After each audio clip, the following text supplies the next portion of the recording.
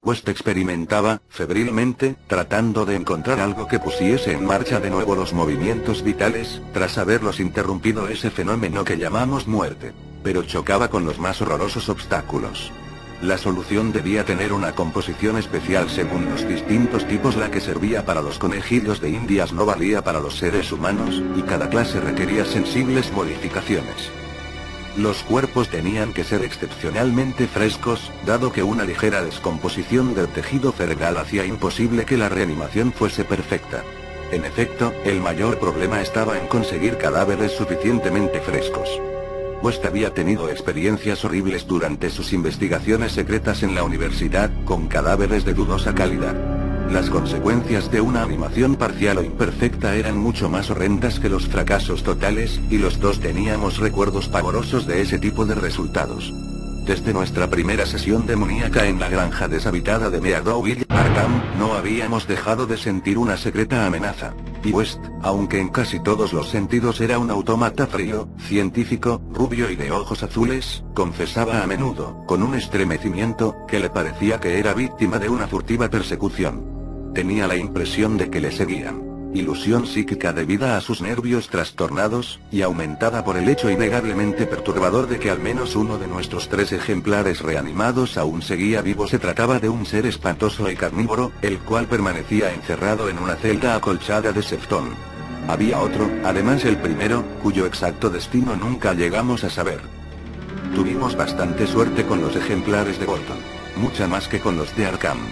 Aún no hacía una semana que estábamos instalados, cuando nos apoderamos de una víctima de accidente la misma noche de su entierro, y conseguimos que abriese los ojos con una expresión asombrosamente lúcida, antes de que fallara la solución. Había perdido un brazo. De haber tenido el cuerpo íntegro, quizá hubiéramos tenido más suerte. Entre esa fecha y el siguiente mes de enero efectuamos 3 ensayos más uno fue un fracaso total. En otro, conseguimos un claro movimiento muscular. En cuanto al tercero, el resultado fue estremecedor. Se levantó por sí solo y emitió un sonido gutural. Luego vino un período de mala suerte. Descendió el número de entierros, y los que se efectuaban eran de ejemplares demasiado enfermos o mutilados para poderlos aprovechar nosotros. Seguíamos la pista a todas las defunciones y circunstancias en que éstas ocurrían con un cuidado sistemático. Una noche de marzo, sin embargo, conseguimos inesperadamente un ejemplar que no provenía de la fosa común. El puritanismo imperante en Bolton tenía prohibida la práctica del boxeo, lo que no dejaba de tener las lógicas consecuencias.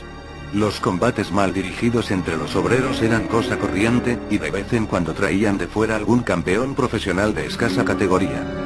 Esa noche de finales de invierno habían celebrado un combate de este tipo, evidentemente con desastrosas consecuencias, ya que vinieron a buscarnos 2 polacos asustados, suplicándonos en un lenguaje casi incoherente que atendiésemos un caso muy secreto y desesperado. Les seguimos hasta un cobertizo abandonado, donde todavía quedaba un grupo de espectadores extranjeros, observando asustados un cuerpo negro que yacía exánime en el suelo.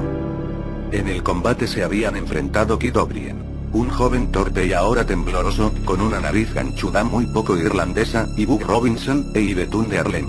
El negro había sido noqueado. Y tras un breve examen, nos dimos cuenta de que no se recuperaría.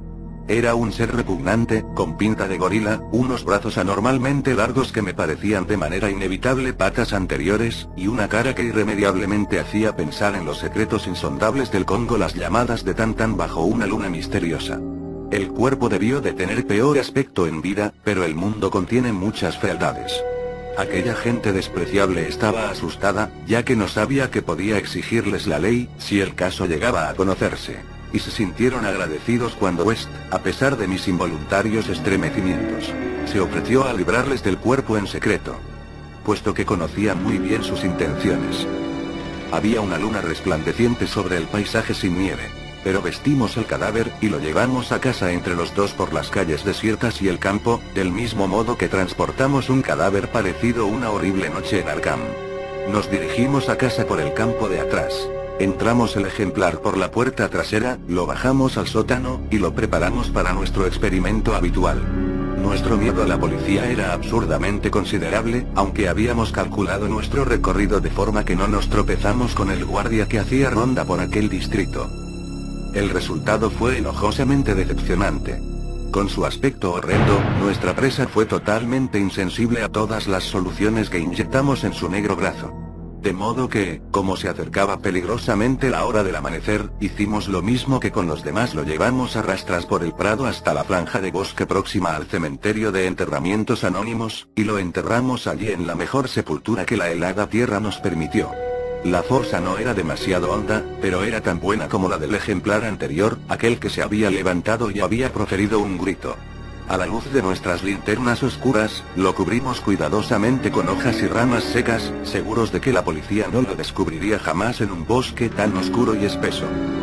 Al día siguiente, me sentí alarmado, ya que un paciente me trajo la noticia de que se sospechaba que habían celebrado un combate, y que había muerto alguien. Pues tenía otro motivo de preocupación. Por la tarde le habían llamado para que atendiese un caso que acabó de forma amenazadora. Una italiana se había puesto histérica porque se le había extraviado el hijo, un chiquillo de 5 años, que había desaparecido por la mañana y no había vuelto para comer, y presentaba síntomas sumamente alarmantes dado que padecía del corazón. Era un histerismo estúpido, ya que el chico se había escapado más de una vez. Pero los campesinos italianos son extraordinariamente supersticiosos, y esta mujer parecía tan angustiada por los presagios como por los hechos. Hacia las 7 de la tarde la mujer falleció, y su frenético marido armó un escándalo espantoso, empeñado en matar a West, a quien culpaba furiosamente de no haberle salvado la vida. Los amigos le sujetaron cuando le vieron sacar un cuchillo. Pero West se marchó en medio de inhumanos alaridos, maldiciones y juramentos de venganza. En su último dolor, el hombre parecía haberse olvidado de su hijo, que aún no había regresado, entrada ya la noche. Se habló de buscarle en el bosque. Pero la mayoría de los amigos de la familia se ocuparon de la difunta y del vociferante marido. Total, la tensión nerviosa a que se vio sometido West fue sin duda tremenda. El pensar en la policía y en el italiano loco le agobiaba tremendamente. Nos retiramos a descansar alrededor de las 11, pero yo no dormí bien. Bolton contaba con un cuerpo de policías sorprendentemente eficaz pese a ser un pueblo pequeño. Y yo no paraba de pensar en el escándalo que se provocaría si llegaba a descubrir lo ocurrido la noche anterior. Podía significar el fin de nuestro trabajo en la localidad. Y quizá la cárcel para los dos. Me inquietaban los rumores que corrían acerca del combate de boxeo. Pasadas las 3, el resplandor de la luna me dio en los ojos. Pero me volví sin levantarme a cerrar su persiana. Luego sonaron unos golpes enérgicos en la puerta de atrás. Permanecí inmóvil, algo aturdido. Poco después oí a West llamar a mi puerta.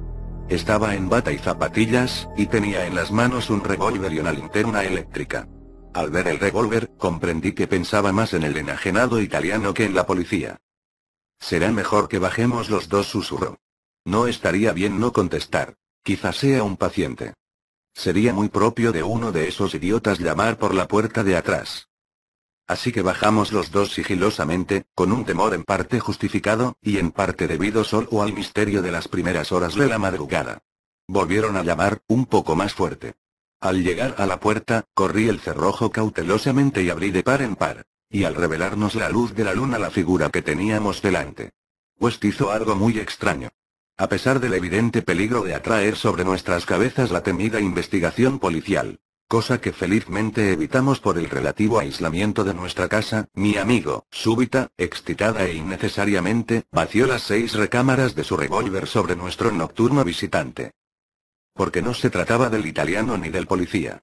Recortándose horrendamente contra la luna espectral, había un ser gigantesco y deforme, inconcebible salvo en las pesadillas. Una aparición de ojos vidriosos, negra, y casi a 4 patas, cubierta de hojas y ramas y barro. Sucia de sangre coagulada, la cual mostraba entre sus dientes relucientes una cosa cilíndrica, terrible, blanca como la nieve, que terminaba en una mano diminuta. Capítulo 4. El grito del muerto. El grito de un muerto fue lo que me hizo concebir aquel intenso horror hacia el Dr. Herbert West, horror que enturbió los últimos años de nuestra vida en común. Es natural que una cosa como el grito de un muerto produzca horror, ya que, evidentemente, no se trata de un suceso agradable ni ordinario. Pero yo estaba acostumbrado a esta clase de experiencias. Por tanto, lo que me afectó en esa ocasión fue cierta circunstancia especial. Quiero decir, que no fue el muerto lo que me asustó. Herbert West, de quien era yo compañero y ayudante, poseía intereses científicos muy alejados de la rutina habitual de un médico de pueblo. Esa era la razón por la que, al establecer su consulta en Bolton, había elegido una casa próxima al cementerio. Dicho brevemente y sin paliativos, el único interés absorbente de West consistía en el estudio secreto de los fenómenos de la vida y de su culminación, encaminados a reanimar a los muertos inyectándoles una solución estimulante.